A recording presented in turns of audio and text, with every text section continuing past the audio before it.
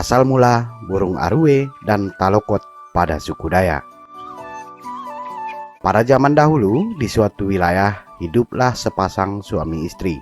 Mereka hidup layaknya masyarakat adat suku Dayak pada zaman dahulu, yaitu berburu dan berladang.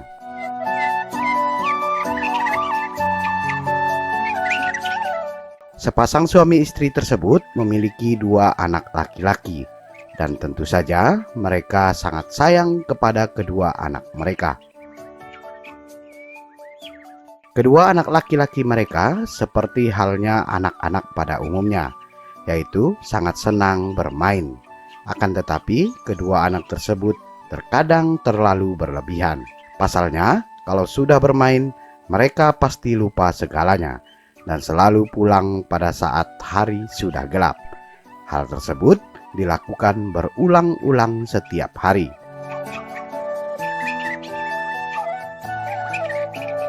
Jangankan untuk membantu kedua orang tuanya, untuk mandi, istirahat, bahkan makan pun hanya pagi hari sebelum pergi bermain dan gelap hari setelah bermain.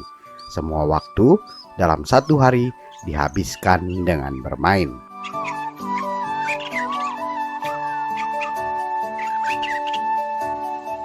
Suami istri petani tersebut berusaha sabar dalam membimbing dan memperlakukan kedua anaknya.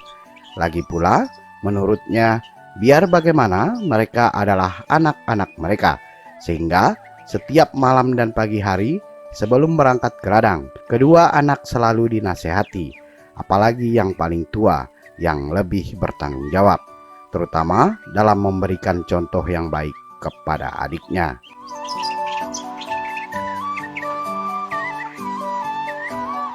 Setelah lama berlalu, kedua anak tersebut sedikit pun belum menunjukkan perubahan. Bahkan mereka berdua semakin menjadi-jadi hingga sampai pada suatu waktu. Pada suatu hari, persediaan beras di tempayan sudah menipis. Sehingga sebelum berangkat ke ladang, si ayah menyempatkan waktu untuk menjemur padi terlebih dahulu. Setelah itu, barulah mereka berangkat pergi ke ladang. Sebelum pergi, si ayah menitipkan padi yang dijemurnya kepada kedua anaknya, supaya menjaga padi tersebut dari gangguan ternak dan sebagainya. Namun demikian, si ayah tidak melarang kedua anak tersebut bermain, asalkan tidak terlalu jauh dari jemuran padi tersebut.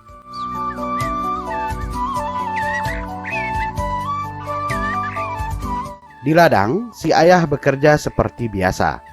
Namun tak begitu lama, tiba-tiba langit mendung, sang mentari tertutup awan, dan hujan pun turun.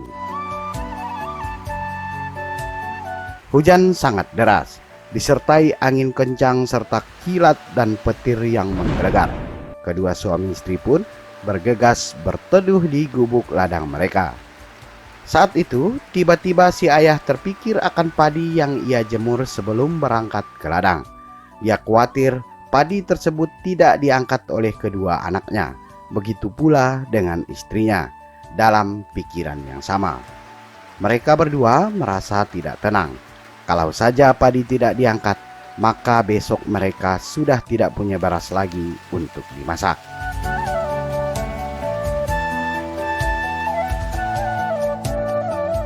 Karena hujan tak kunjung reda dan ditambah dengan khawatir akan padinya, akhirnya suami istri itu memutuskan untuk segera pulang dengan menerobos lebatnya hujan.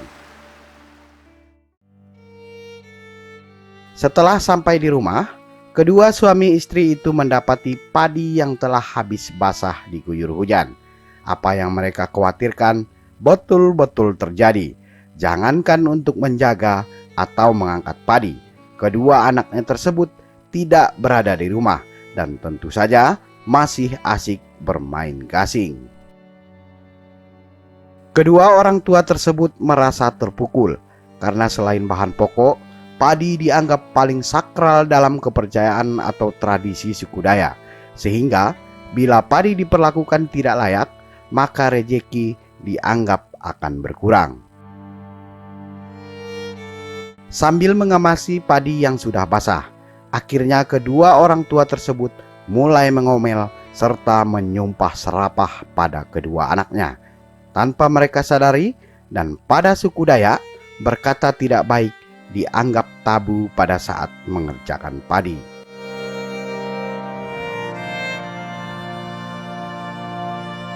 Singkat cerita, kedua anak mereka pun pulang.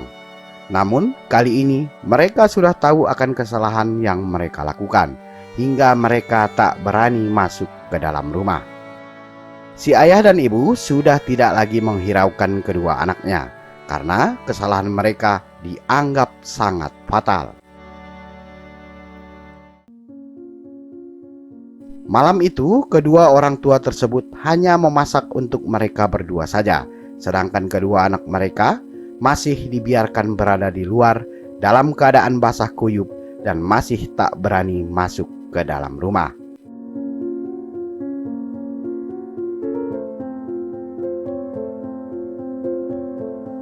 Setelah selesai makan, si ayah mengambil 2 buah gasing kayu, membelahnya menjadi 4 bagian dan memasukkannya ke dalam periuk nasi. Setelah itu, mereka bergegas tidur.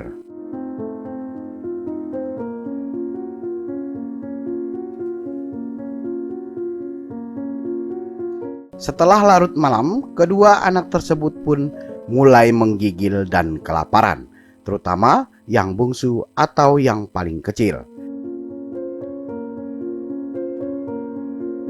Anak pertama merasa iba dan mulai memberanikan diri untuk masuk ke dalam rumah dan menghampiri periuk nasi.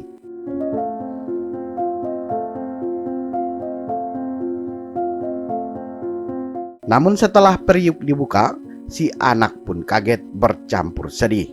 Ternyata isi periuk hanya 4 potong gasing. Air mata anak itu pun keluar, apalagi saat ia melihat kondisi adiknya yang telah kelaparan serta kedinginan.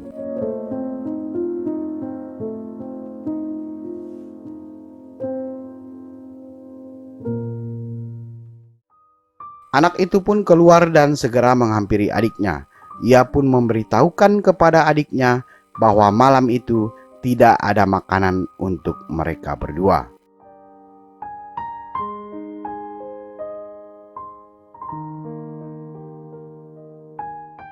Dingin tak dapat lagi ditahan. Kedua anak itu benar-benar tidak dipedulikan orang tuanya. Melihat adiknya yang sudah sangat menggigil, kembali anak yang paling tua memberanikan diri masuk ke dalam rumah. Kali ini ia bermaksud mengambil selimut, tikar, dan bantal untuk adiknya. Akan tetapi si anak kedapatan ayahnya. Selimut tersebut diambil kembali oleh ayahnya, sembari menyuruh anaknya tersebut keluar dan menyuruhnya tidur di halaman rumah.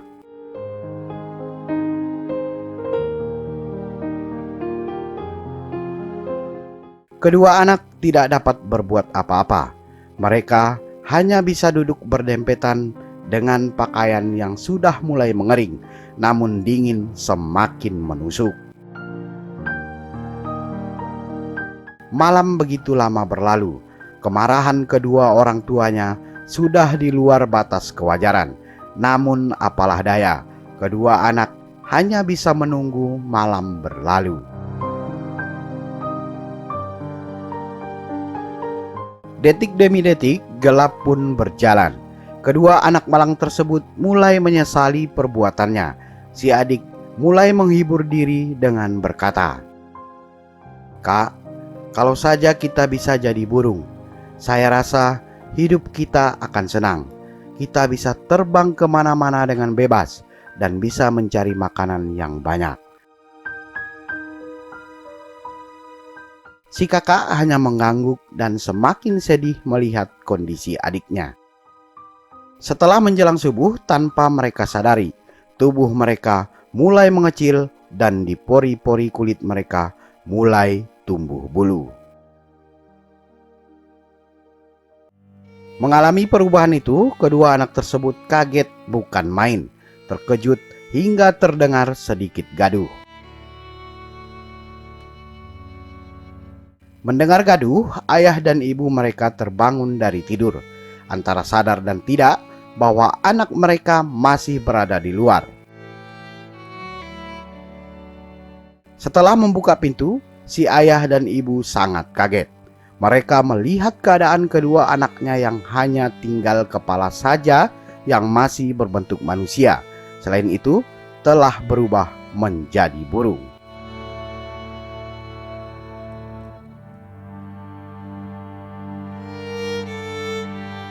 Ayah dan ibu menangis sejadi-jadinya.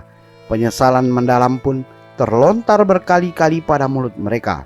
Namun hal tersebut telah sia-sia. Ayah, ibu, kalian janganlah terlalu bersedih. Apa yang telah terjadi adalah kehendak yang di atas. Dan ini adalah hukuman bagi kami yang selalu saja membuat kalian susah. Maafkan kami, kata si anak yang paling tua.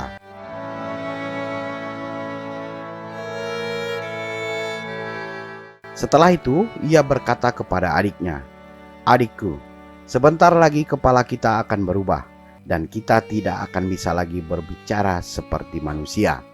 Aku akan menjadi burung talokot, dan kamu adalah arwe.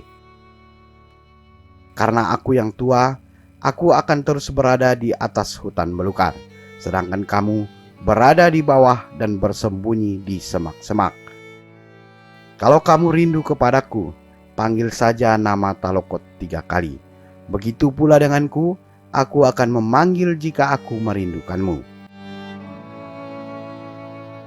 Sebelum meninggalkan kedua orang tuanya, kembali anak yang tua berkata kepada ibu dan ayahnya, "Ayah, ibu, setelah hari ini kita tidak akan pernah bersama lagi. Jaga diri kalian baik-baik dan selamat tinggal."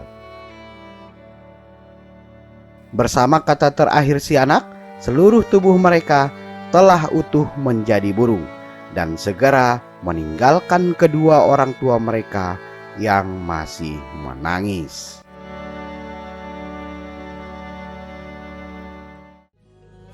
Nah, saudara, demikian kisah asal mula burung talokot dan arwe suku Dayak.